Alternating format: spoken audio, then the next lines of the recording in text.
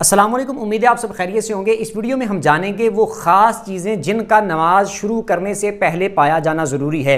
अगर उनमें से एक भी चीज़ नमाज शुरू करने से पहले किसी बंदे या औरत के अंदर मौजूद न हो तो उसकी नमाज शुरू ही नहीं होगी। नमाज कबूल होना, खुशू खुशू होना और अच्छे तरीके से अदा करना, ये सारी बात की बातें हैं। उन बातों के बारे में बताऊंगा कि नमाज शुरू करने से पहले वो बंदे के अंदर पूरी होनी चाहिए, फिर बंदा इस काबिल बनता है कि वो नमाज पढ़ने का अहल है, फिर उसके अंदर ये अहलियत मौजूद है कि अब वो अल्लाह की बारगाह में खड़े होकर नमाज शुरू कर सकता है। सबसे पहली चीज़ उसमें है तहारत। तहारत से मुराद हमारे यहाँ आम ये समझ जाता है, पता नहीं इस्तंजे को सिर्फ तहारत बोलते हैं। तहारत से मुराद ये है कि उसका नमाजी का, मर्द है या औरत है, उसका मुकम्मल बदन हर किस्म की नजासत और गंदगी से पाक होना ज़रूरी है। उसके कपड़े हर किस्म की नजासत और गंदगी से पाक होना ज़रूरी है। जिस जगह पर उसने नमाज पढ़नी है उस जगह का हर किस्म की नजासत और गंदगी से पाक होना ज़रूरी है। ये है तहारत। ये नमाज के लिए सबसे पहली शर्त और सबसे पहली चीज़ है। शुरू करने से पहले ये तीन चीज़ें उसके अंदर पहले ये होनी चाहिए कि उसका बदन भी मुकम्मल पाक हो, कपड़े भी मुकम्मल पाक हो, जिस जगह नमाज पढ़नी है वो भी मुकम्मल तौर पर पाक हो, किसी किस्म की कोई नजासत और गंदगी वहाँ मौजूद ना हो। अगर उसको वज़ू करने की ज़रूरत है तो वज़ू करेगा, अगर उस पर गुस्ल फ़र्ज़ है तो गुस्ल करेगा। जिस तरह उसका बदन पाक होना मुमकिन है उस तरह बदन को पाक करेगा। तो सबसे पहली चीज़ हो गई तहारत, जिसमें तीन चीज़ें हैं, कपड़े भी पाक हों, बदन भी पाक हो और जिस जगह नमाज पढ़नी है वो जगह भी मुकम्मल तौर पर पाक हो। दूसरी चीज़ है कि उस बंदे का सितर छुपा हुआ हो, यानी उसका बदन छुपा हुआ हो, कपड़े उसने सही पहने हो कि उसका सितर जाहिर ना हो। मर्द के लिए जो शर्त है सितर, उसके लिए वो नाव से लेकर घुटनों के नीचे तक है।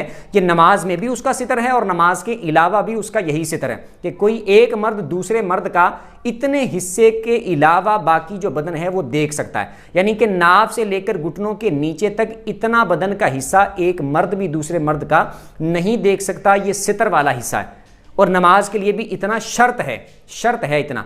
और औरत के लिए उसका ज़ाहरी चेहरा, ये जो चेहरा है, इसके अलावा और हाथों की हथेलियों के अलावा और पाँव के तलवों के अलावा, इन जिस्म के 5 हिस्सों के अलावा पूरा का पूरा बदन औरत का नमाज में छुपा हुआ होना ज़रूरी है। उसके बाल भी नमाज में छुपे हुए होना ज़रूरी हैं। अगर लिबास इस तरह का पहना है कि इन 5 जिस्म के हिस्सों के अलावा उसके बदन का कोई हिस्सा अगर नमाज में नज़र आ रहा हो तो उसकी नमाज शुरू नहीं होगी। जब उसने स्टार्ट की थी तभी स्टार्ट नहीं होगी। अगर उसके बाल नज़र आ रहे हो तब भी उसकी नमाज शुरू नहीं होगी। दुपट्टा इतना बारीक लिया हुआ है कि उसमें से बाल नज़र आते हैं, या छोटा है जिसके बाल बाहर हैं तो नमाज उसकी शुरू नहीं होगी, या फिर इतना बारीक है कि उसमें से नज़र आते हैं, उसकी नमाज शुरू नहीं होगी। एक चीज़ हो गई तहारत, उसमें मैंने 3 चीज़ें बता दी। दूसरी हो गई सित्रे औरत, यानी कि बदन को छुपाना, उतना बदन जितना नमाज में छुपाना ज़रूरी है उतना बदन छुपा हुआ हो। इसके बाद है किबले की तरफ मुंह करना, काबे की तरफ मुंह करके नमाज पढ़ना ये ज़रूरी है। यानी जिसने नमाज अपनी स्टार्ट करनी है, शुरू करनी है, तो उसका किबले की तरफ मुंह होना चाहिए। ऐसा नहीं होगा कि किसी दूसरी तरफ वो मुंह करके नमाज शुरू करेगा अब किबले की तरफ करेगा, नहीं, बल्कि किबले की तरफ मुंह करके खड़ा होगा, अब फिर उसने नमाज शुरू करनी है, यहाँ से अपनी नमाज का आगाज़ करेगा। इसके बाद भी चंद चीज़ें और हैं जो मैं बताऊँगा। इसके बाद आता है वक्त होना। जिस नमाज को उसने अदा करना है, जो नमाज उसने पढ़नी है, उस नमाज का वक्त होना ज़रूरी है। जैसे मिसाल के तौर पर फजर की नमाज पढ़नी है तो फजर का वक्त हो ये ज़रूरी है। ज़ोहर की नमाज पढ़नी है तो ज़ोहर का वक्त हो ये ज़रूरी है। असर की नमाज पढ़नी है तो असर का वक्त हो ये ज़रूरी है। मगरिब की पढ़नी है, इशा की पढ़नी है, जुमा की पढ़नी है, जो नमाज अदा करनी है उस नमाज का वक्त होना ज़रूरी है। मिसाल के तौर पर एक बंदे ने पढ़नी ज़ोहर की नमाज है और अभी फजर का टाइम है तो वो उस वक्त स्टार्ट करता है कि जी मैं ज़ोहर की नमाज़ पढ़ने लगा हूँ, जो अभी आया ही नहीं वक्त। क़ज़ा की बात नहीं कर रहा, अदा की बात कर रहा हूँ कि अभी आने वाली जो ज़ोहर की नमाज है, या फिर मिसाल के तौर पर सूरज तो निकला हुआ लेकिन ज़ोहर का अभी टाइम स्टार्ट नहीं हुआ, शुरू नहीं हुआ, और वो बंदा ज़ोहर की नमाज़ पढ़ना शुरू कर दे तो अब उसकी नमाज शुरू नहीं होगी, शुरू ही नहीं हुई, क्योंकि नमाज का वक्त ही नहीं है। वक्त होना ज़रूरी है। नमाज शुरू करने से पहले उस नमाज का वक्त होना ज़रूरी है।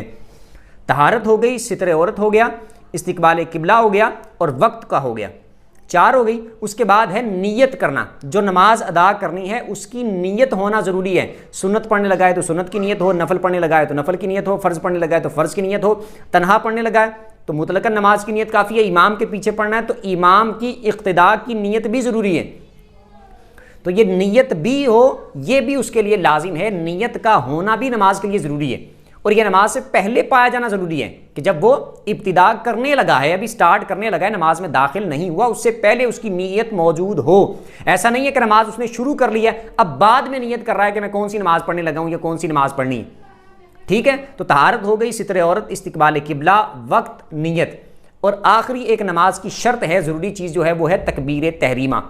तकबीर तहरीमा बोलते हैं कि जब हम सारी चीज़ें हमारी मुकम्मल हो गई, उसके बाद हमने अल्लाह अकबर कह के नमाज स्टार्ट करनी होती है, तो ये वाली भी ज़रूरी चीज़ है। कोई बंदा अगर इसके बगैर ही नमाज शुरू कर दे, सीधा आके वैसे ही हाथ बांध के खड़ा हो जाए, तकबीर तहरीमा बोले ही ना, अल्लाह अकबर बोले ही ना, ऐसे ही नमाज शुरू कर दे, ऐसे उसकी नमाज शुरू नहीं होगी। तो ये 6 चीज़ें वो हैं, इसको नमाज की शर्तें भी बोला जाता है।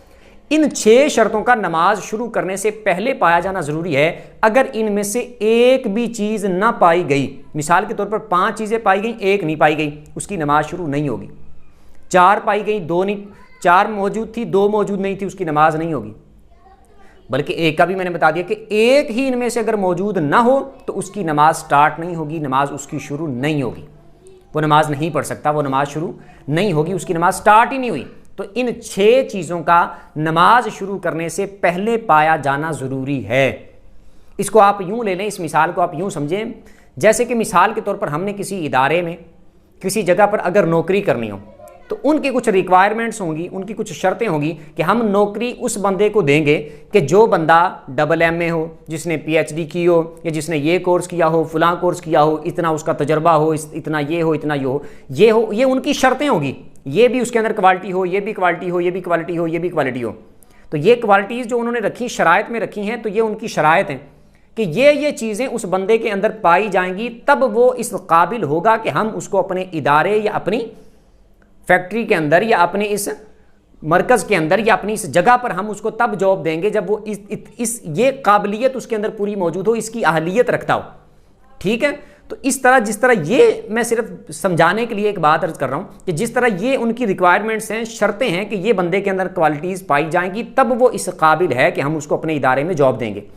इसी तरह नमाज की शर्तों को आप समझें कि ये नमाज की ज़रूरी चीज़ें, ये शर्तें जो मैंने आपको बताई, ये इस तरह ज़रूरी हैं कि एक बंदा जब उसके अंदर ये 6 चीज़ें पाई जाएंगी, तब वो इस बात का अहल होगा कि अब अल्लाह की बारगाह में खड़े होकर वो नमाज को स्टार्ट कर सके, नमाज को शुरू कर सके, तब उसके अंदर ये काबिलियत और अहलियत मौजूद होगी। अगर उसके अंदर ये क्वालिटीज़ मौजूद नहीं हैं, तकबीर तहरीमा, क़याम, क़िरात, रुकू, सुजूद, ये बाद में इन पर भी इंशाल्लाह मैं डिटेल के साथ वीडियो बनाऊंगा और तकबीर तहरीमा की मैं और डिटेल बयान करूंगा कि तकबीर तहरीमा जो है ये नमाज का पहला फ़र्ज़ भी है। लेकिन ये जो चीज़ें मैंने बताई, तहारत, सितर औरत, इस्तिकबाल किबला, वक्त, नीयत और तकबीर तहरीमा, कि नमाज की आखिरी शर्त भी है और नमाज का पहला फ़र्ज़ भी है, इसकी डिटेल भी मैं इंशाल्लाह आइंदा वीडियो में बताऊंगा। लेकिन ये 6 चीज़ें जो मैंने आपको बताई, इन 6 चीज़ों की मिसाल बिल्कुल आप उसी तरह लें कि ये वो ज़रूरी चीज़ें हैं कि एक बंदा जब उसके अंदर ये 6 चीज़ें पाई जाएंगी, तब वो इस काबिल है कि अब वो खड़ा होकर अपनी नमाज को शुरू कर सकता है,